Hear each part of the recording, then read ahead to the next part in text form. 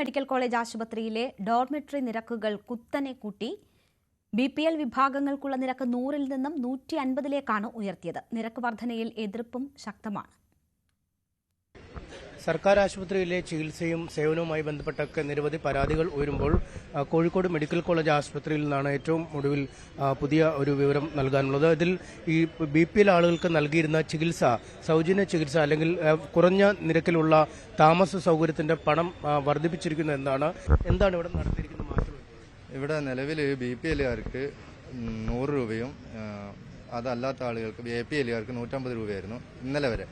ഇന്ന് രാവിലെ BPLകാരുടെ ആനുകൂല്യം എടുത്തു കളയുകയും APL തൽസ്ഥിതി തുടരുകയും ചെയ്യുകയാണ് ഉണ്ടാകുന്നത്. അപ്പം നിലവിൽ ഇവിടെ സാധാരണക്കാരായ ആളുകളാണ് ഈ ഡോർമെറ്ററി ആശ്രയിക്കുന്നത്.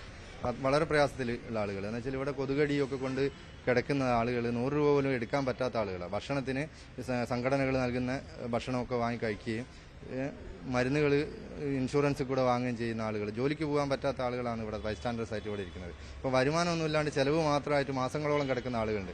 അവർക്ക് ഈ തളർന്നു നിൽക്കുന്ന സമയത്ത് എന്തെങ്കിലും ഒരു തലചുറ്റലൊക്കെ വരും, ഒരുപാട് ദിവസം ഉറക്കൽ വരുമ്പോൾ ഒരു ദിവസമെങ്കിലും കിടന്നുറങ്ങാൻ ഒരു 100 രൂപ സംഘടിപ്പിച്ച് ഇവിടെ കിടന്നുറങ്ങാനുള്ള ഒരു സാഹചര്യം ഉണ്ടായിരുന്നു. അപ്പോൾ ഇന്നു മുതൽ 50 രൂപ 50% വർധനയാണ് വരുന്നത്, 150 രൂപ. ഒരു ദിവസം അവർക്ക് ഭക്ഷണം കഴിക്കാനുള്ള പൈസയാണ് ഇതിലൂടെ പോകുന്നത്. നിങ്ങൾക്ക് ഇവിടെ ഞങ്ങളൊരു 14 ദിവസമായിട്ട് ഇവിടെ വന്നിട്ടുണ്ട്. ഇപ്പോൾ ഇന്ന് രാവിലെ ഒരു നോട്ടീസ് ബോർഡിൽ ഒരു മുൻകൂട്ടി ഒരു അറിയിപ്പും തരാണ്ടാണ് അവർ രാവിലെ വായിച്ചത്. ഇപ്പോൾ എല്ലാം 150 രൂപ ആക്കിയെന്നാണ് പറഞ്ഞത്. ഇപ്പോൾ ഇന്ന് വൈകിട്ട് 3 മണിക്കാണ് നമ്മൾ പുതുക്കേണ്ട സമയം. 3 മണി തൊട്ടിട്ട് നമ്മൾ 150 തോതിൽ അടച്ചാലും നമുക്ക് അവിടെ കിടക്കാം, അല്ലെങ്കിൽ പുറത്തിറങ്ങി കൊടുക്കേണ്ടി വരും. വേറെ മഴയ്ക്ക് ഇവിടെ മഴ ആയതുകൊണ്ട്, അല്ലെങ്കിൽ മഴ ഇല്ലാത്ത സമയത്താണെങ്കിൽ ഇവിടെ വരെ കിടക്കുന്ന ആൾക്കാരുണ്ട്. ആക്കിയത് തെറ്റന്നാണ്, എന്താണെന്ന് അറിയില്ല. ഒരു നിലവിലെ 100 രൂപ തന്നെ ആക്കുക. APLും BPLും ഒരുപോലായി. അതെന്ത് ചെയ്യും? പാവപ്പെട്ടവർക്ക് ഒരു ആശ്രയമല്ല. അപ്പോൾ അതൊരു കൂട്ടുക എന്ന് പറയുന്നത് അംഗീകരിക്കാൻ പറ്റാത്തൊരവസ്ഥയാണ്.